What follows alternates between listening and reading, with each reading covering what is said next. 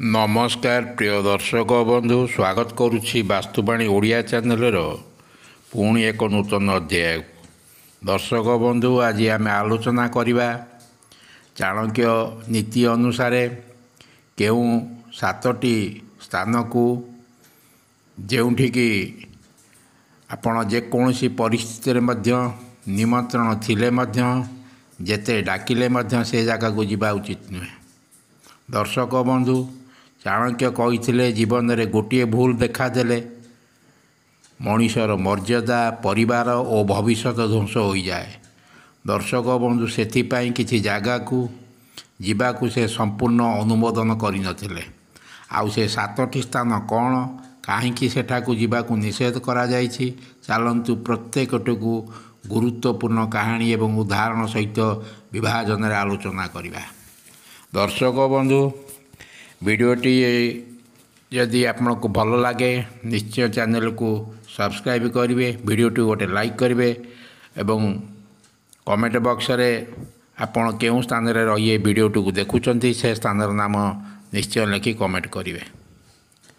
दर्शक बंधु दुष्ट कुसंगति मानक घर चाणक्य कही दुष्ट मानक घर को जीवा मात्रे निज जीवन को विपद रे पकाई देबा। जदि सही लोक आपण को निमंत्रण करिसंती डाकुचंती कौनसी प्रकार हेले मध्य से स्थान को जीवा उचित नुहे।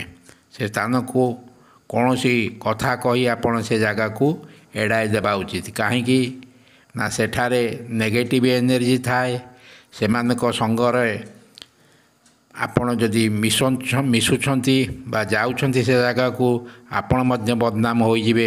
विपद वाद विवाद कुकथा बदनामी सबू आपण को मुंड को आसीपारे। तेणु चाणक्य कही एपरी जगह को केबे हेले जीवे नहीं, कारण कुसंगति अग्निपरी या छुईले मध्य जलाई देव। दर्शक बंधु नंबर 2 रे हैला मूर्ख लोकों को घर। चाणक्य मूर्ख मान को अत्यंत भयंकर मानुतिले। कहीं ना मूर्ख लोक जे से कहार कथा बुझंती नहीं, कहारी को सम्मान दे पारती नहीं, छोट कथा को अर्थ को अनर्थ करी थुअंती, कथा घुंचाई बदनाम करी पारती। तेणु सेमानक घर को मरीगले मध्य जीवा उचित नुहे। चाणक्य वाक्य है मूर्ख सांगरे थिबा कष्ट अग्निजातना ठारू मध्य अधिक। दर्शक बंधु एबे आसंतु जानिबा नंबर 3 रे अन्यर घर जेउठी शत्रुता अच्छी। जदि केही आपणक सहित दीर्घ दिनर शत्रुता ईर्ष्या द्वेष असंतोष रखुथिबे सेमाने निमंत्रण कले मध्य सेठा को जीवा उचित नुहे। कहीं चाणक्य कही ना शत्रु मृत्यु पर मध्य शत्रुता मरे नहीं। सेठा को जाई आपण दंताघात होगा, षड्यंत्र होगा, अपमान होगा संभावना बहुत अधिक थाए। तेणु से सबु स्थान को केबे हेले निमंत्रण थिले मध्य जेते डाकिले मध्य केबे जातु नहीं। दर्शक बंधु एबे आसंतु नंबर 4 रे जानिबा जहाँ अपवाद गोसिपी झगड़ा चली थाए से सबु स्थान को केबे हेले आपण निमंत्रण करंतु बा जेते डाकिले मध्य से सबू स्थान को जीवा उचित नुहे। किछि घर किंबा वंशरे सदा सर्वदा झगड़ा अपवाद मरा मरी चलू थाए। सेमानकर मृत्यु निमंत्रण थिले मध्य चाणक्य निषेध करछंती सेटा को जीवा पे। कहीं ना ये परिवेश निजर शांति को नष्ट करे, नकारात्मक शक्ति लागिपारे, अन्य मानक झगड़ारे आपण मध्य फसी जाई पारंती। तेणु ये सब स्थान को केबे हेले जीवे नाही। दर्शक बंधु नंबर 5 रे आसतु जानिबा जोठार अन्याय कमाई होइथिबा घर, जोठार अति अन्याय भाव जो घरे धन संपत्ति अर्जन करा जाई थाए से सबु स्थान को जोठी दुर्नीतिर गंताघर अनीति कलाधन रही थाए से सबु स्थान को केबे हेले जीवाकू चाणक्य मना करिसंती। कारण से सबु स्थान को जेते निमंत्रण कले मध्य से सबु स्थान रे अन्याय धन रे चालुथिबा घर शीघ्र पतनर घर होइथाए। सेठा को जीवारे अपवाद लागिपारे, आपणक नाम मध्य कलंकित होइपारे, अनिष्ट शक्ति लागिपारे। तेणु से सबु स्थान को कौनसी परिस्थिति मध्य जीवा उचित नुहे। दर्शक बंधु नंबर 6 रे आसतु जानिबा मतलबी स्वार्थपर लोकों घर। ଯେଉଁମାନେ ସଦା ଚାଣକ୍ୟ କହିଥିଲେ ଯେଉଁମାନେ ସଦାସର୍ବଦା ସ୍ୱାର୍ଥପର ଲୋକ କେବେ ବି ବିଶ୍ୱାସଯୋଗ୍ୟ ନୁହଁ। ଏପରି ଲୋକ କାମ ହେଲେ ସମ୍ମାନ ନହେଲେ ଅପମାନ କରୁଥାନ୍ତି। ତେଣୁ ସେମାନଙ୍କର ନିମନ୍ତ୍ରଣ ଅନୁମୋଦିତ ନୁହେଁ।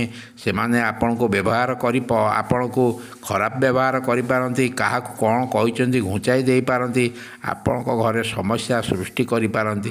ତେଣୁ ଏସବୁ ସ୍ଥାନକୁ କେବେ ହେଲେ ଆପଣ ଯାଆନ୍ତୁ ନାହିଁ। ଦର୍ଶକ ବନ୍ଧୁ, ଶେଷରେ ଆସନ୍ତୁ ଜାଣିବା ଯେଉଁ ଘରେ ମହିଳାଙ୍କୁ ଅସମ୍ମାନ କରାଯାଉଥାଏ ସେସବୁ ସ୍ଥାନକୁ କେବେ ହେଲେ ଯିବା ଉଚିତ ନୁହେଁ। ଚାଣକ୍ୟ ନୀତି ଅନୁସାରେ ଯେଉଁଠାରେ ମହିଳାମାନଙ୍କୁ ମର୍ଯ୍ୟାଦା ମିଳେ ନାହିଁ, ମହିଳାମାନଙ୍କୁ ଅସମ୍ମାନ କରାଯାଏ, ସେ ଘର ଦେବତାଙ୍କର ନିବାସ ନଥାଏ। ଯେଉଁ ଘରରେ ମହିଳା ଉପରେ ନିର୍ଯାତନା ହେଉଥାଏ, ଅସମ୍ମାନ କରାଯାଉଥାଏ, ଦୁର୍ବ୍ୟବହାର କରାଯାଉଥାଏ, ନିରୋପ ଆଲୋଚନା କରାଯାଉଥାଏ, ସେଠାରେ ମରିଗଲେ ମଧ୍ୟ ସେଠାକୁ ଯିବା ଉଚିତ ନୁହଁ। ଏପରି ଘରେ ନେଗେଟିଭ୍ ଶକ୍ତି, ଦେବୀ ଲକ୍ଷ୍ମୀଙ୍କ ଅପଚୟ, ନିରନ୍ତର ଦୁର୍ଭାଗ୍ୟ ଥାଏ ଏବଂ ଅତିଥିକୁ ମଧ୍ୟ ଏହା ମଧ୍ୟ ଲାଗିଯାଇଥାଇପାରେ। ଅନାୟାସରେ ଆପଣଙ୍କୁ ମଧ୍ୟ ସେ କଳଙ୍କରେ ଭାଗ ହେବାକୁ ଲାଗିପଡ଼େ। ତେଣୁ ଦର୍ଶକ ବନ୍ଧୁ, ଚାଣକ୍ୟ ନୀତି ଏହା କୌଣସି କଥା ବସ୍ତୁ, ଏହା କୌଣସି କାଳ୍ପନିକ ନୁହେଁ, ଏହା କୌଣସି ଆଇମା କାହାଣୀ ନୁହେଁ। ସେ ଯାହା ଲେଖିଛନ୍ତି, ଯାହା କହିଯାଇଛନ୍ତି ତାହା ନିରାଟ ସତ୍ୟ। ଆମ ଜୀବନର ପ୍ରତ୍ୟେକ କ୍ଷେତ୍ରରେ, ପ୍ରତ୍ୟେକ ସ୍ତରରେ ଏହାକୁ ଆମେ ମାନି ଚଳିଲେ ଆମ ଜୀବନରେ ମଙ୍ଗଳ ହେବ, ଆମ ପରିବାରରେ ମଙ୍ଗଳ ହେବ, ଦେଶର ମଧ୍ୟ ମଙ୍ଗଳ ହେବ। ତେଣୁ ଚାଣକ୍ୟ ନୀତିକୁ ସର୍ବଦା ଆମେ ଗ୍ରହଣ କରିବା ଉଚିତ। ଦର୍ଶକ ବନ୍ଧୁ, ଯଦି ଭିଡ଼ିଓଟି ଭଲ ଲାଗିଥାଏ ନିଶ୍ଚୟ ସାଙ୍ଗସାଥି ସମ୍ପର୍କୀୟମାନଙ୍କୁ ଭିଡ଼ିଓଟିକୁ ବହୁଳ ମାତ୍ରାରେ ସେୟାର କରନ୍ତୁ, ଚ୍ୟାନେଲକୁ ସବସ୍କ୍ରାଇବ୍ କରନ୍ତୁ, ଭିଡ଼ିଓଟି ଗୋଟେ ଲାଇକ୍ କରନ୍ତୁ। ରହୁଛି, ଧନ୍ୟବାଦ, ନମସ୍କାର।